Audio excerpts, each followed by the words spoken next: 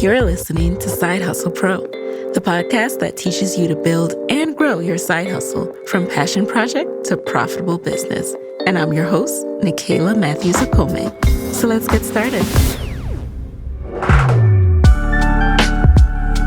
Hey guys, welcome back to the Side Hustle Pro podcast. I have a really exciting episode today. Today in the guest chair, we have Desiree Verdejo. She is the founder of Hyperskin.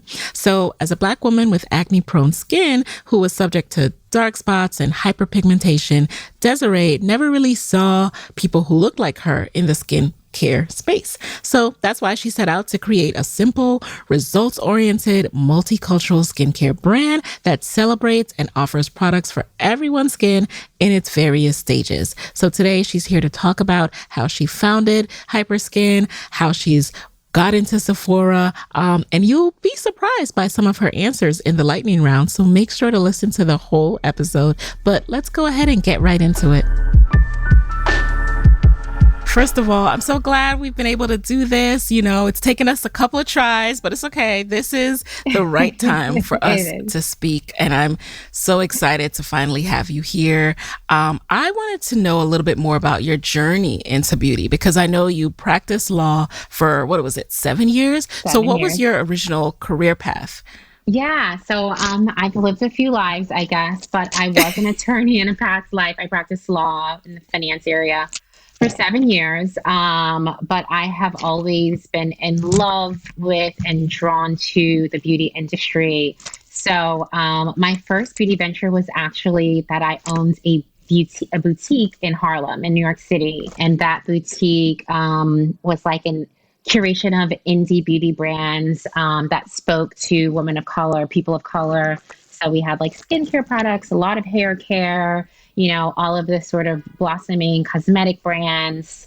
And I owned that store for about a little more than 3 years. It was online and then in New York City. And in that space, I was moved to create what is now Hyperskin. So what exactly was it about what your customers were coming in and asking you that led you to start to think about developing a product? Yeah, well, it was two-part. I mean, I myself have always dealt with acne-prone skin. I've had acne since I was like 11, and that sort of led to some of my obsession and knowledge about skincare. So I myself was dealing with like crazy breakouts at the time. At a particular time, I just had my daughter, and so the hormones were all over the place. And I think with our customers coming in every day, dealing with, you know, acne scarring, razor bumps, just all of these concerns that we didn't really have solutions for. And I was at the time, you know, I'm really proud of like the curation we had at the time. There are so many more brands in the space, especially in the makeup arena and in skincare. But at the time, there were very few brands, and we were really highlighting these beautifully done brands. But it was very hard to find skincare brands that were speaking to our customers' concerns. And what I realized talking to these, you know, people, mostly women that were walking into our boutique, was that everyone has these issues. I think for a long time, I thought like, I have this skin type. I have skin that's prone to hyperpigmentation. And what I realized is that we all have a lot in common. And yet we're all sort of going to the beauty supply store or sort of concocting solutions to concerns that should be thoroughly addressed. And so that is what sort of moved me towards creating what is now Hyperskin.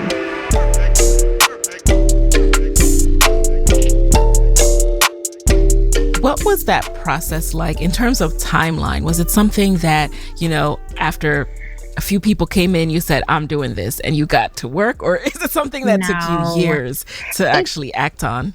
It took me years, actually. It took me years to realize, because my first instinct, because I, you know, very much believed in the boutique that I had and wanted to see that thrive. My first instinct was, I'm not searching broadly enough for this solution. What's in Europe? What's here? You know, K-beauty was like really big around the time that I... That's Korean beauty? Yeah, Korean beauty. So what's happening internationally that our customers could be drawn to? I was like focused on looking for the solution for myself and for my customers. I certainly was not focused on creating it. A lot of what happened initially was very serendipitous. In one of the things about a boutique, and one of the challenges are the margins in having a boutique. You're buying everyone's products, and so you're selling it at this very high margin. And so we would create things like candles and, you know, sort of giftable items where our customer, you know, was excited to see that we created them. And so I had set out to create a holiday lipstick. Okay. Red, it was like everyone was wearing red lips, purple lips. It was like MAC Heroin, and Lip Bar was one of the brands we carried in our store, and they were just selling like hotcakes. And we said, we should create a holiday lip products. And it's kind of funny coming from me because I'm not like really a makeup girl, but I know my customers and I knew what she wanted. And that was, you know, and I felt really comfortable that we could create this like limited edition product. And doing that, I learned about the manufacturing process, met some people, and still not at all planning to launch a skincare line. But simultaneously, I was dealing with my own skincare concerns and came across an ingredient that I love, and that is in our recently launched face mask, benzoic acid. It's my favorite skincare ingredient. It is an AHA. It's an exfoliating ingredient, kind of like glycolic. So, you know, gets rid of dead skin cells, clears the pores, really great for acne-prone skin. It's anti-inflammatory. So really great for a lot of the issues that skin of color deals with, acne, razor bumps, etc. So I found this ingredient, and it's really wonderful for skin of color because it's not as harsh as a glycolic acid. It's a bit more gentle, so it takes a little more time, but overall is kind of the sort of product you want to have long term. These two things are completely unrelated. So I know how I sound because this is how it came to me. I found this ingredient. We want to hear that process. So you found the ingredient. Unrelated. Okay. I'm making lipstick. I find this ingredient and I'm like, why am I making lipstick? I'm not obsessed with lipstick.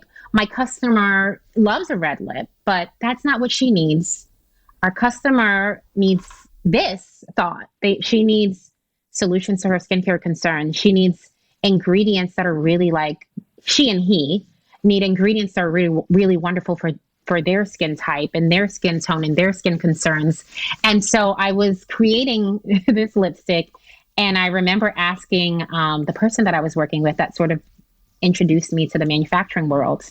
I know we're doing this project for a holiday lip, but I want to create a mask. And she was like, get out of here. Get out of here. Go. That's not, it was summertime. And if we kind of move things along, it'd be right on time for holiday. And she was just like, what are you talking about? But that's really like how it all started. Wow. And even at that time, I was like, just focused on, once I got into the manufacturing process, I still like had to sit back and think about the story behind the brand. Is this a continuation of our boutique, or is this its own, entity? Is this its own being? Does this like live separate and apart from the boutique? And ultimately I decided like I couldn't do the other brands on the shelves justice because I became you just become obsessed with your business, with your own. Yeah. I was like, if I carry other brands, I will not do them justice because I just want to talk about this business and this story and this need and these products. And so ultimately decided to move away from the boutique and to quickly, which didn't happen quickly, but like I just quickly launched this skincare line. That's so interesting that in having the boutique, it not only led you to the idea, but then it also made you realize that, I need to hone in on my own products. Yeah. And I need to move away from that. Was that scary? This is a business idea that you talked to so many people about that you actually launched, and now realizing that it has to come to an end. It was a lot of things. I would say the first word that comes to mind is emotional, because the store was online, but it also was in Harlem. It was in a community, and it was very well supported by the Harlem community, the New York community.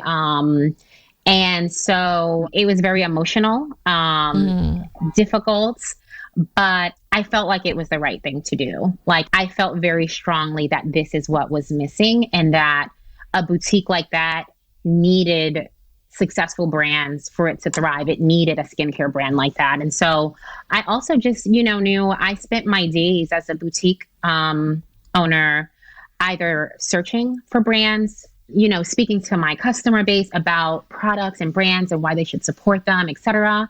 And then trying to get as much press as possible, as much social media attention as possible for these brands. And, I've seen, major brands. Sephora has their in-house brand. A lot of major retailers have their in-house brands. But I think when you're small, it's very hard to do both fairly. So it was very clear that that I had to make a decision. And I was just super excited personally.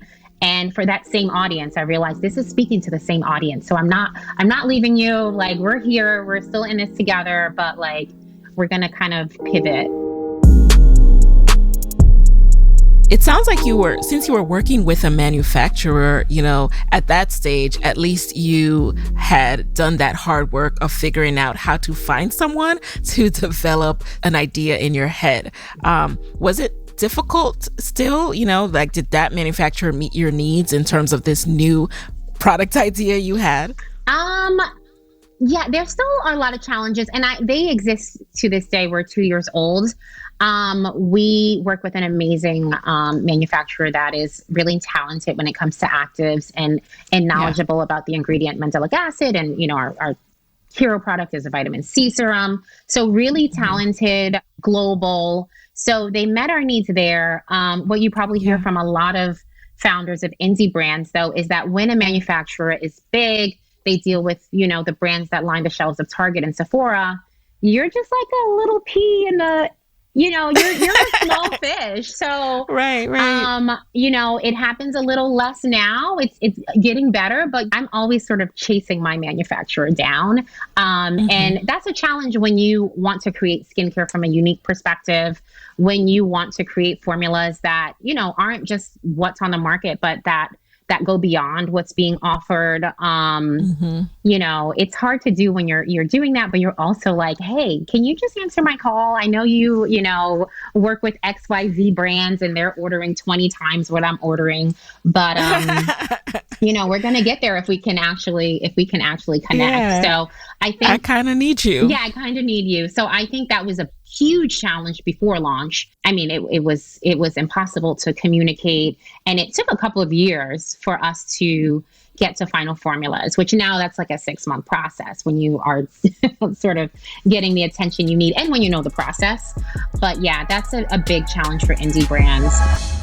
Thanks for sharing that, because I guess you kind of feel like once you have a manufacturer, you have your meetings and you get into a flow and everything like that. And you forget that, hey, they're not just going to be working with you unless you're doing crazy scale or what have you. I also happened to launch during this global, supply chain. Oh, did you? Yeah, we launched right before.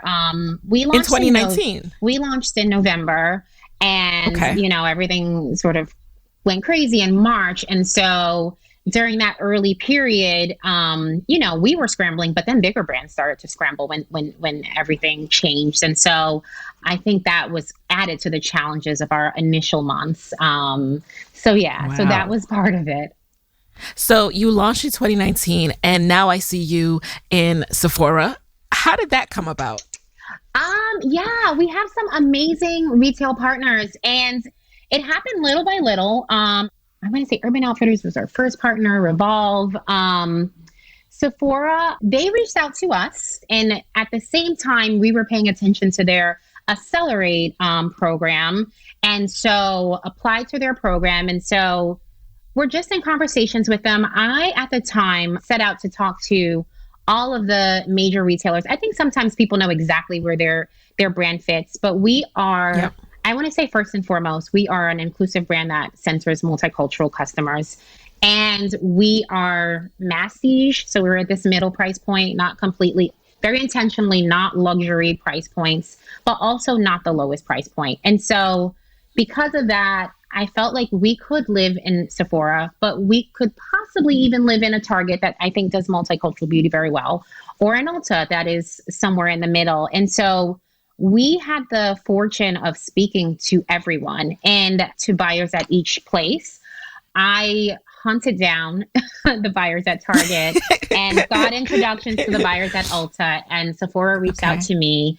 And I really, just set out to have conversations with them about how they're growing multicultural beauty, how they're growing not only multicultural, but targeted beauty, because that's, where we are in the clinical arena, how they're growing clinical brands that are not founded by doctors. So just really set out to understand how they're looking at skincare, specifically clinical skincare, specifically multicultural skincare. And I was just really excited with how they viewed our brands and how they were viewing those spaces going forward. I was excited about the questions they were asking and the thoughts that they had surrounding those categories in our brand. And so ultimately decided that Sephora was a great partner for us based on that. And also, I'm a Sephora girl. I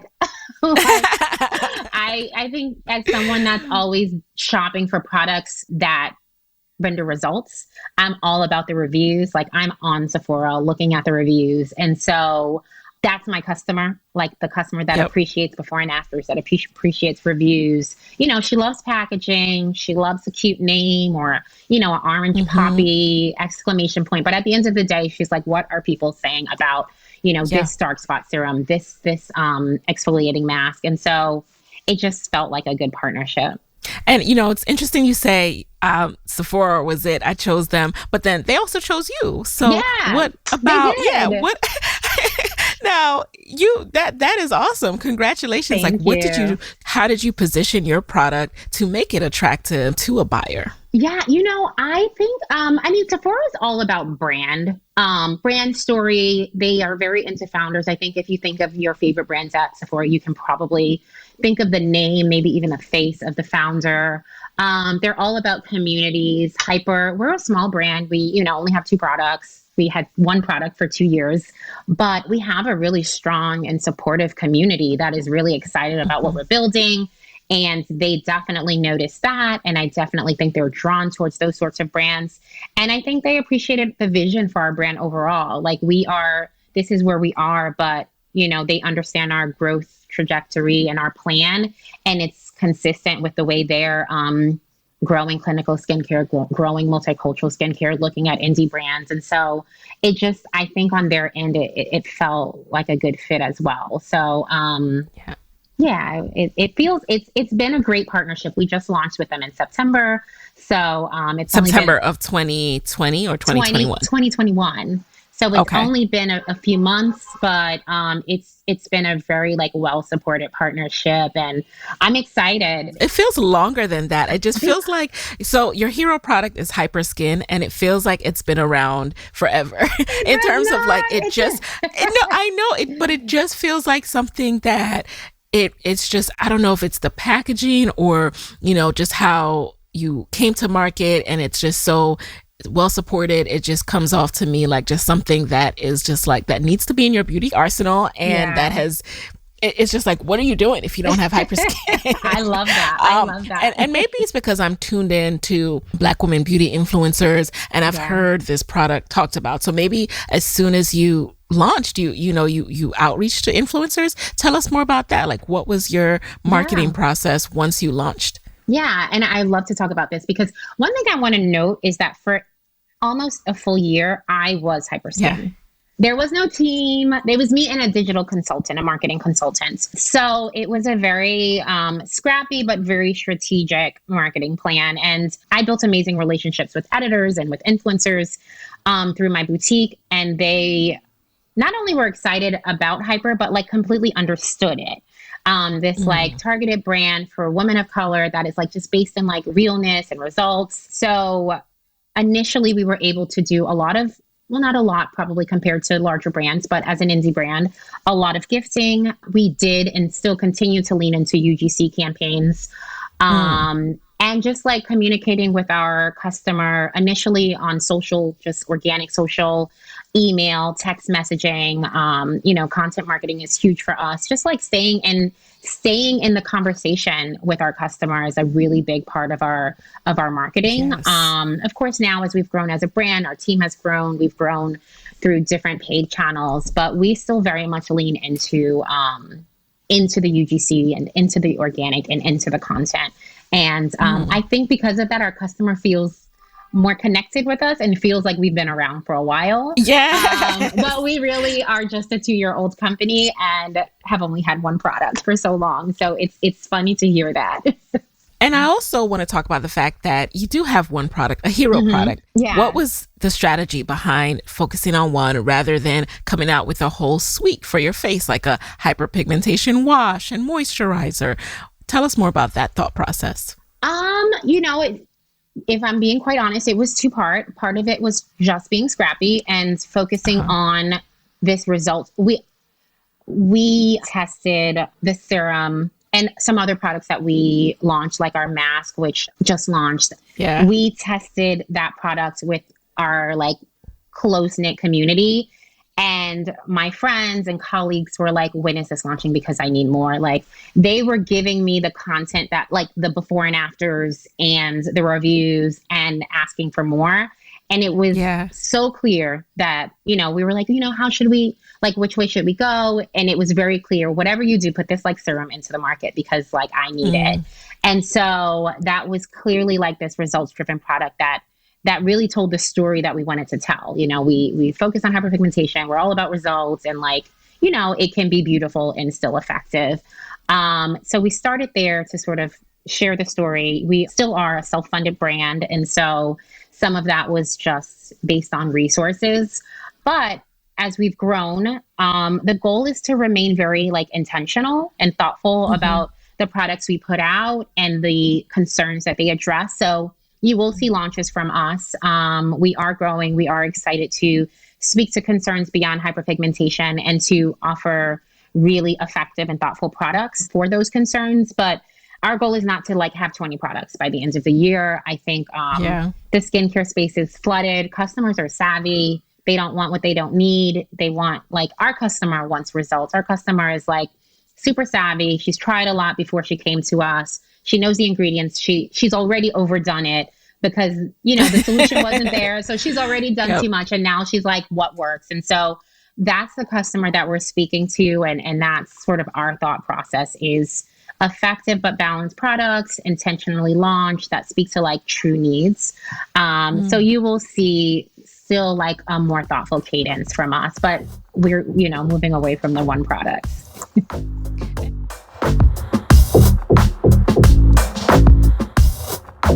So guys, let's face it, the work world looks so much different than it ever has. Whether you're in person, remote, or in a closet like me, or somewhere in between, taking care of your team couldn't be more important. That's where Gusto comes in. Gusto's modern HR platform makes it easy to hire, pay, manage, and support your employees, all in one system of record. That means no more jumping between applications and no more jumping through hoops. Your payroll, your benefits, your hiring and onboarding, team management tools, and so much more are all there for you in one convenient place.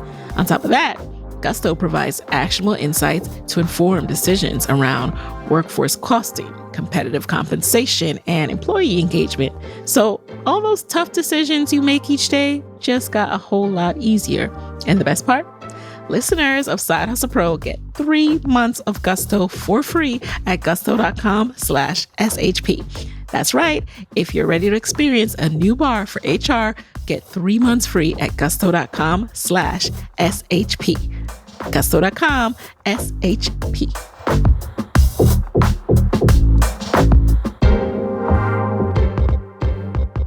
How did you go about building your team? Where did you start? Who did you focus on hiring first? What roles did you focus on hiring first? Yeah, that's a great question. So as a self-funded brand, I did a lot by myself when we first launched. I was everything. And then we had a digital marketing consultant who was amazing in helping us to really like exponentially grow our customer base, our revenues, etc. So in our first year, we really leaned into the social side of things, obviously that consultant, and then leaning into like a social media coordinator. We now have a social media manager, and we have 2 people that work under her that are creating really awesome content. We did a brand refresh and have a really brilliant brand manager that, redesigned our website and our packaging, and just like makes social media really fun and really makes great content for educational purposes and beyond.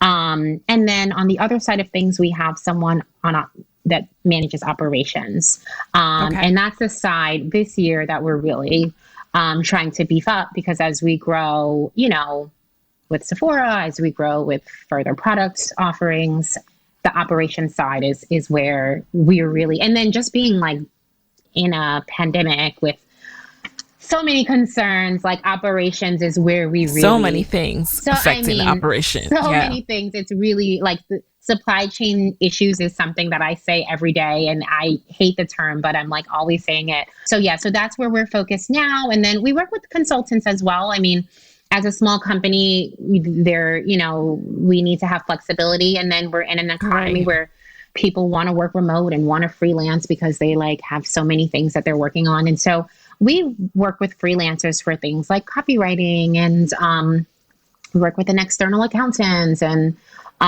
so we do work with external parties as well to keep things like fluid and affordable and just kind of consistent with how people work these days.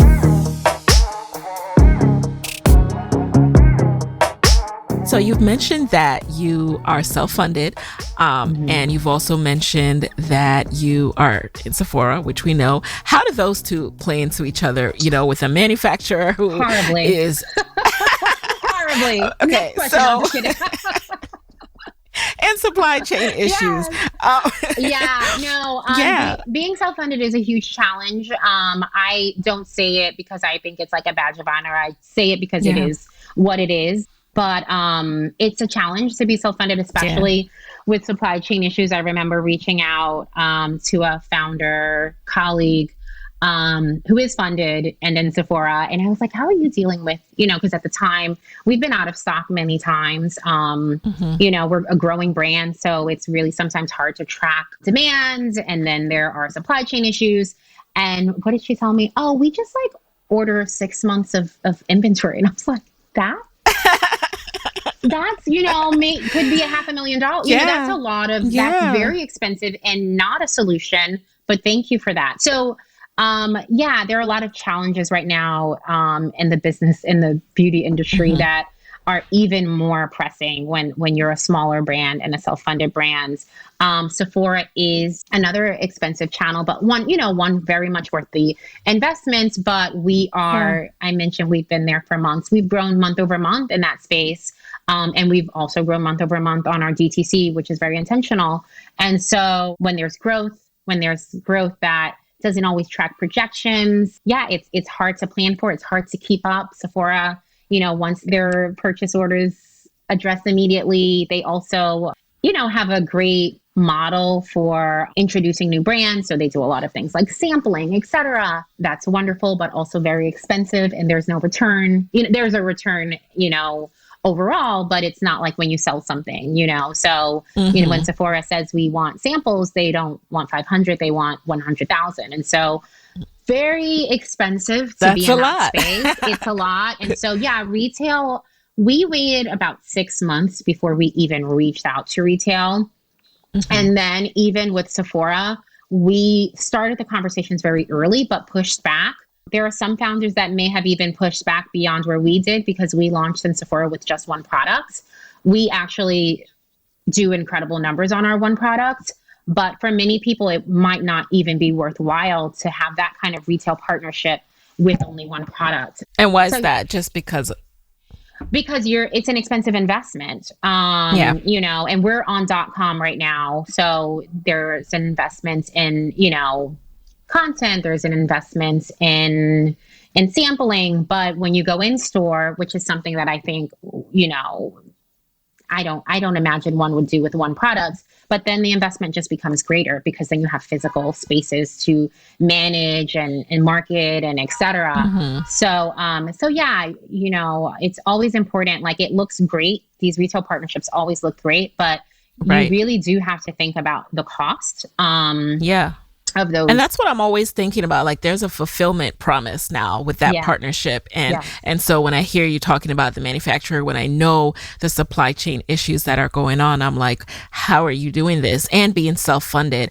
For those who, we all start out self-funded. Do you have advice as far as how do you keep the lights on? I mean, are there grant programs or loan programs that you reached out to, or are you just reinvesting, all of the profits and not taking a salary right now?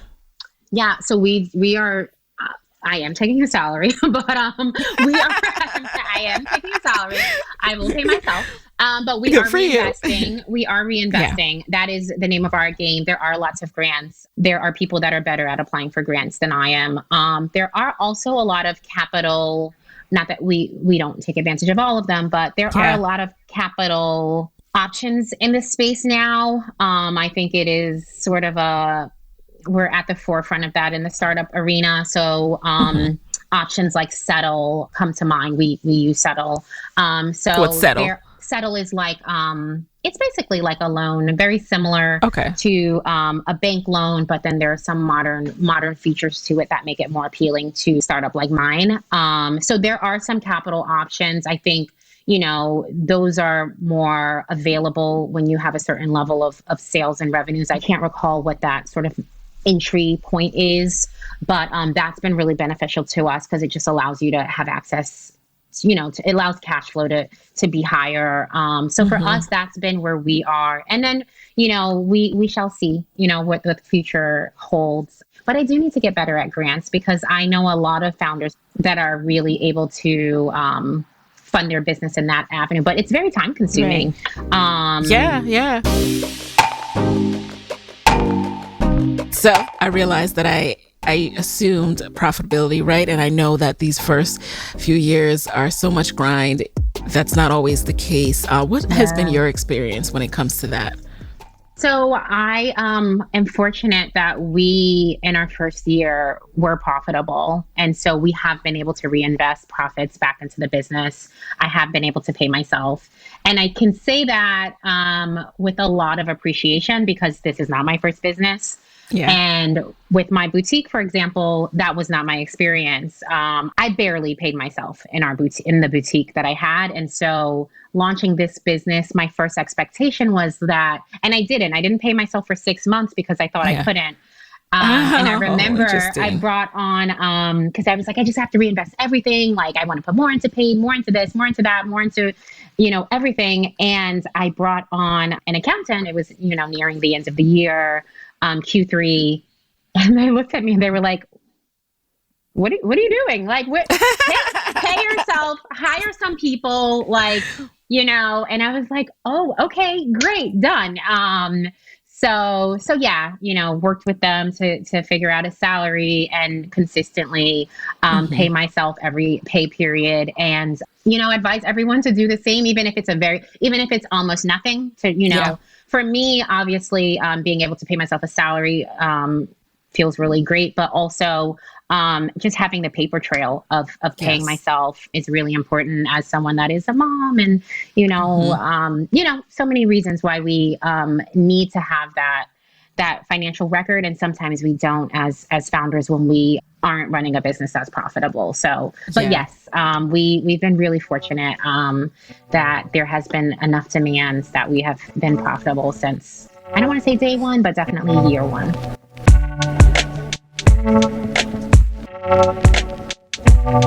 All right. So before we jump into the lightning round, I would love to know what is next for Hyperskin. Well, we just launched our second product after 2 years, our Fade and Glow AHA mask. Super excited. I told you about my experience with the mandelic acid and how I was really excited to formulate with it. So this is the mask that came out of sort sort of our initial trials with this mask. It's come a long way. Mask it's been in many phases, but really excited about this version of the mask. It is an exfoliating mask, so it's really great for, brightening the skin. It's really great for clearing pores. If you have breakout prone skin or acne prone skin, razor bump prone skin, mandelic acid is like a really anti-inflammatory ingredient. So I think a lot of our community is going to be really excited by this I'm mask. excited. And it also works really well. I mean, I always tell people, if you're treating hyperpigmentation, you need to exfoliate and treat with a serum like our dark spot serum, and then to use SPF. So really excited to have this treatment product that speaks to the exfoliation step. What's next is just continuing to launch like really intentional, really effective products that speak to our customers' like most pressing needs. But also just really excited to see what they have to say about this mask, what their experience is with it. I'm really proud of the way the skincare community, our customers have responded to our dark spot serum. We have like 1,000 reviews, tons of press, emails all of the time about how the products work for them. And so there's a lot of pressure on this mask, like well, add my review to the serum because I have it. I love it. I'm about to re-up and it better be in stock. It's been in stock. Yes. We weren't able to get 6 months of inventory, but we did learn from that advice in the way that we could adopt it. So it is in stock. And so really excited to put out products that wow our audience and that really speak to their needs. So this is the first launch in 2 years. So just kind of like riding that wave right now before we, continue with others. So now let's do a quick lightning round. Just answer, no fear. Just answer the first thing that comes to mind. You ready? Yeah. All right. Number one, what is the first resource you can think of that has really helped you in your business? People. Okay. Number two, what has been the best business book or podcast episode that you have listened to or read ever? Favorite business book, favorite podcast episode? Yeah. So how would I answer that? I do believe in reading industry magazines like Beauty Independent, Business of Fashion. And so I would say staying up on those daily like news bits and trends has been really helpful to me. But when I read, I like to read fiction. I just find that to be so much I can relate. Effective. Yeah. Yes. Number three, what is a non-negotiable part of your morning routine? Coffee, latte, oat milk, before my kids wake up, because I just need like a few minutes of me time, a little bit of caffeine, and then I'm good. Yeah. Okay. Number four, what is a personal habit that has significantly helped you as a business owner? A personal habit has been being willing to try things. I'm not risk averse, and I'm very well researched before I take chances, but I think being willing to try things has been beneficial in me, sort of finding where I belong and where my brand belongs. Okay.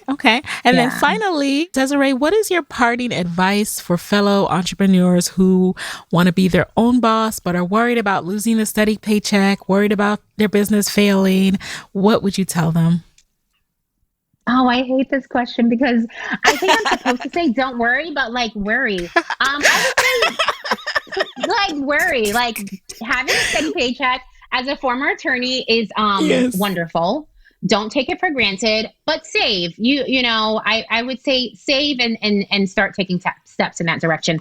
But I would say save, because I don't think that people really hear the save part. Like they hear like what you did. Oh, I was a lawyer and then I was this. But save, and like save more than you think you need, and stay. I would also say, and this is like very anti, I think, the current tone of things, but I would say to the extent you can work, learn, and make money from someone else and do what it is you want to do, like keep it a side hustle for as long as it can be, because I didn't do that with moving from law, and I've met people that have, and I think I was so focused on like, this is the title I want. This is the lifestyle I want. You will get to the title and the lifestyle, but you will live a much more balanced life if you do that with someone else's like salary and benefits. So that's it right there. Yeah, make the steps. Take the steps. I would never tell anyone not to jump, because I feel very grateful for every pivot and jump that I've done. But I think that the current tone is like, be an entrepreneur and just do it. But like, learning on someone else's dime is amazing. Like, it's amazing. That's it right there. So yeah, that's it right there, y'all. So with that, where can people connect with you outside of this interview? Oh, sure. Well, I love Instagram. So I'm there. I'm Desiree.Verdejo. My company is at Hyperskin, and we're online at hyperskin.com, and Hyperskin is at Sephora. So that's where you can find me, and that's where you can find Hyper. All right, guys. So there you have it. Desiree Verdejo of Hyperskin. Talk to you guys next week. Hey guys, thanks for listening to Side Hustle Pro. If you like the show, be sure to subscribe, rate, and review on Apple Podcasts. It helps other side hustlers just like you to find the show. And if you want to hear more from me, you can follow me on Instagram at Side Hustle Pro. Plus, sign up for my 6-bullet Saturday newsletter at sidehustlepro.co/newsletter. When you sign up, you will receive weekly nuggets from me, including what I'm up to, personal lessons, and my business tip of the week. Again, that's sidehustlepro.co/newsletter to sign up. Talk to you soon.